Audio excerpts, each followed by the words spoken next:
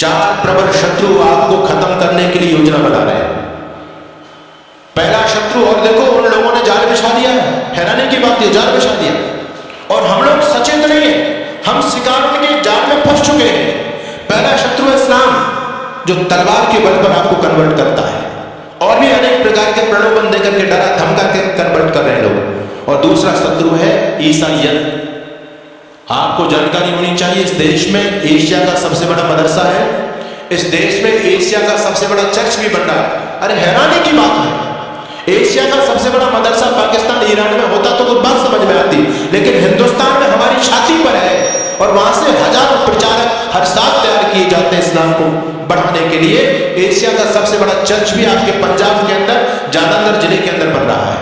मैं पूछना चाहता हूं आपसे, जहां से इनके धर्म के प्रचारक तैयार होंगे, वो एशिया के सबसे बड़े बड़े सेंटर आपके देश में खुल चुके हैं।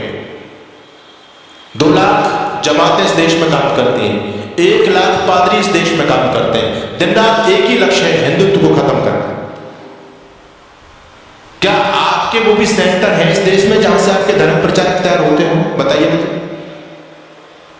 जहां से आपके धर्म प्रचारक तैयार होते थे, सारे के सारे गुरुकुल बंद, और बंद इसलिए हो गए हमारी उदासीनता के कारण। हम कोई भी व्यक्ति अपने बच्चों को गुरुकुल में पढ़ाना नहीं चाहता। हम तो स्वतः खत्म होने के कगार पर पहुंच रहे हैं। हमारा समर्पण नहीं है, जो समर्पण उन लोगों का अपने धर्म और संस्कृति के प्रति, हमारा बिल्कुल भी समर्पण नहीं है। 6500 विद्यार्थी वहां रहते हैं। मैंने कुलपति से पूछा, इनका खर्चा कैसे करते हो, निःशुल्क चलाते हो आप? कहते हैं स्वामी जी, हमारे यहाँ एक रिवाज है, हमारे यहाँ रिवाज है कि गरीब से गरीब मुसलमान यदि 200 रुपए कमाता है तो शाम को 20 रुपए पहले हमारे दीन के लिए निकालेगा, उसके बाद फिर 180 रुपए को प्रयोग करेगा, उसके बाद पैसा प्रयोग करेगा, पहले नहीं कर सकता। और हम कहीं दान मांगने के लिए नहीं जाते, परिवार के हिसाब से, परिवार में जितने मेंबर हैं महीने के हिसाब से सबका दशांश ऑटोमेटिक हमारे पास में आता है। कोई व्यक्ति महीने में देके जाता है, कोई 2 महीने में देता है, कोई 6 महीने में देके जाता है, अपने आप देकर के जाते हैं। एक रिक्शा चलाने वाला व्यक्ति भी इस बात का ध्यान रखता है। उनका समर्पण आप देखो, आप खूब कोठी बंगले बना रहे हो, संपत्ति जोड़ रहे हो, लेकिन आपका भविष्य अच्छा नहीं है। वो लोग आगे बढ़ते चले जा रहे हैं। मैं आपको डराने के लिए नहीं कहता, मैं आपको सावधान करने के लिए बताना चाहता हूं। ईसाइयत इतनी चरम सीमा पर फैल रही है। पहले आदिवासी क्षेत्रों में थे ये लोग, अब विकसित राज्यों की तरफ, पंजाब हरियाणा जो सबसे विकसित राज्य हैं, उनमें लोगों ने डेरा जमा दिया है, पूरी तरह से डेरा जमा दिया। गांव की गांव, हरियाणा के अंदर कैथल जिले के अंदर एक गांव ऐसा है जो पहला गांव बन चुका है, और उस गांव के अंदर एक भी हिंदू नहीं बचा, सारे के सारे ईसाई हो गए, सारे के सारे ईसाई।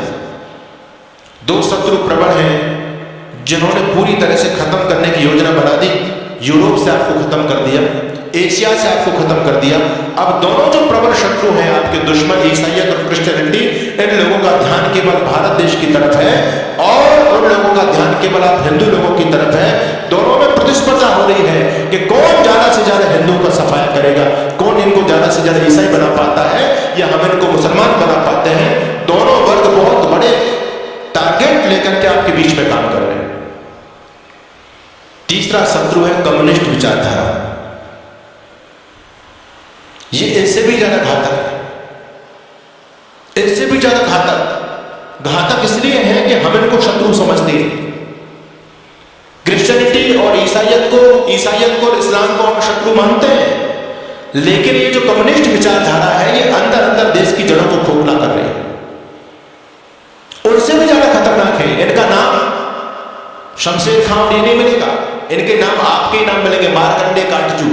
नाम सुनकर के आपको लगेगा कि तो कोई ब्राह्मण है, अपना ही भाई है, नाम आपके हैं उनके, और काम सारे के सारे हिंदुत्व को खत्म करने के। और ये तो एजेंडा सबने अपना लिया है। पहले ईसाई मिशनरी जब इस देश में काम करती थी तो पहले धर्म परिवर्तन करते थे, नाम बदला करते थे। अब वो लोग भी सतर्क और सावधान हो गए, वो लोग नाम नहीं बदलते, क्योंकि नाम बदलेंगे तो लोगों की आंख खुल जाएंगी, अरे हमारे इतने भाई कन्वर्ट हो गए, ईसाई बन गए। तो नाम वही रखते हैं लेकिन अंदर से धर्म परिवर्तन करा देते हैं, जिससे हम लोग गफलत में सोते रहे। आप लोगों ने छत्तीसगढ़ के मुख्यमंत्री होते थे, नाम था अजीत जोगी। नाम सुनकर के आपको क्या लगता है जी, कौन होगा? अजीत जोगी। आपको लगेगा कि हमारे आदित्यनाथ योगी का भाइयों का अजीत जोगी। नाम हिंदुओं जैसा उस व्यक्ति का, लेकिन व्यक्ति कौन था? ईसाई, पक्का ईसाई।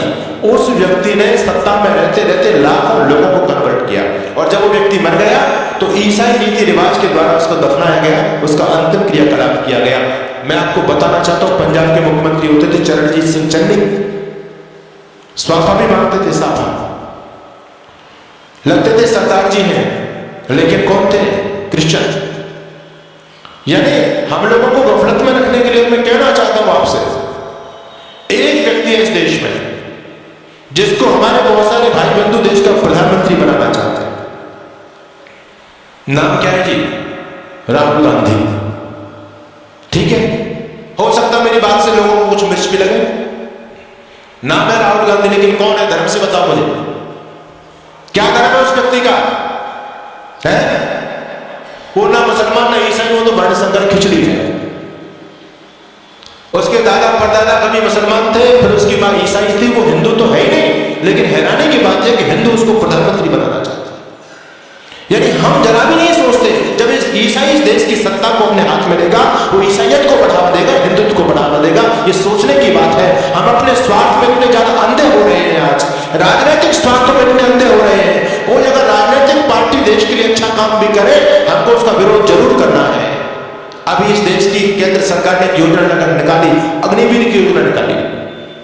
लोगों के पेट में दर्द हो रहा है, राजनीतिक लोगों के पेट में दर्द हो रहा है, आने वाले भविष्य को नहीं देख पा रहे। मैं आपको आगाह करना चाहता हूं, इस देश में भयंकर ग्रह युद्ध होने वाला है। टल नहीं सकता, अवश्य में भावी है, रुकेगा नहीं वो। और उसकी उन लोगों ने तैयारी कर रखी है पूरी तरह से। उनका छोटा छोटा बच्चा बम चलाने में, पत्थर फेंकने में, तलवारबाजी में, चेनबाजी में एक्सपर्ट है। उनकी लड़कियां भी एक्सपर्ट हैं। आपके बच्चे क्या जानते हैं? एक ही बच्चा है आपके पास, उनके 17 में तो कहते हैं 2-4 मर भी गए, फिर भी हमारे पास 11-15 तो फिर भी बचते हैं। कोई हमको चिंता वाली बात नहीं, उनका बच्चा बच्चा एक्सपर्ट है। हमारे आदरणीय जो बुद्धिमान राजनेता लोगों ने सोचा कि हम भी अपने बच्चों को कम से कम ये जो है आत्मरक्षा का चीज तो सिखाई दे।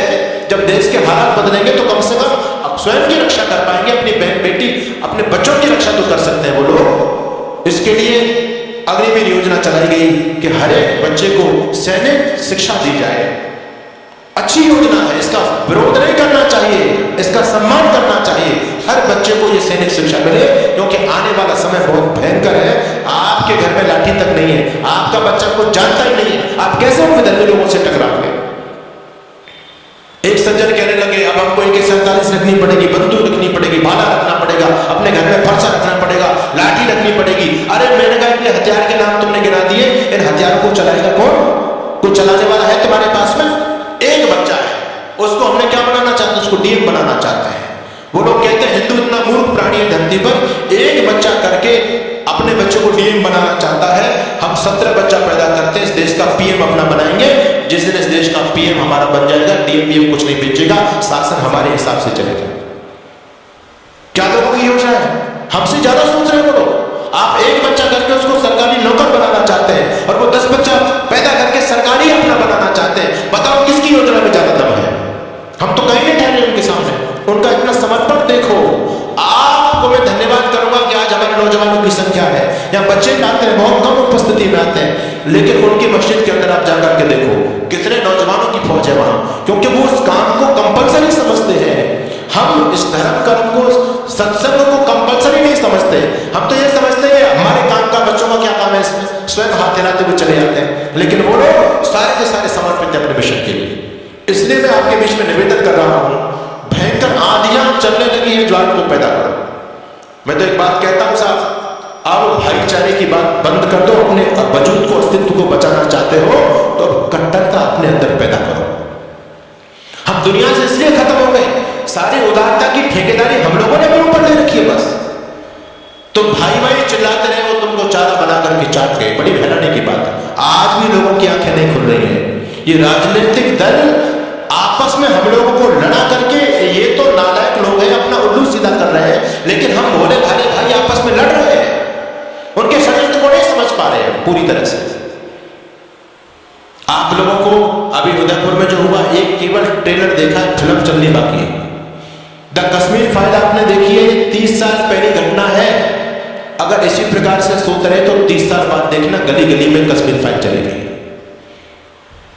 अभी उनकी की आबादी केवल 25% है सरकारी आंकड़े के हिसाब से, और 25% रहने के बावजूद भी आपको सड़कों पर नहीं निकलने देते। रामनवमी का जुलूस नहीं निकाल सकते आप, हनुमान जयंती का जुलूस नहीं निकाल सकते आप। निकालने का प्रयास किया, क्या स्थिति हुई? आपके राजस्थान में बहुत सारे जिले हैं, आप वहां जाकर के देख लीजिए।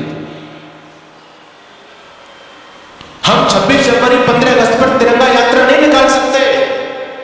अभी वो केवल 25% है, तब आपको सड़क पर नहीं निकलने दे रहे हैं। जिस दिन 40 और 50% हो जाएंगे, आप लोग क्या सोचते हैं कि आपको अपने घर में रहने देंगे? वो संभव ही नहीं है। अपने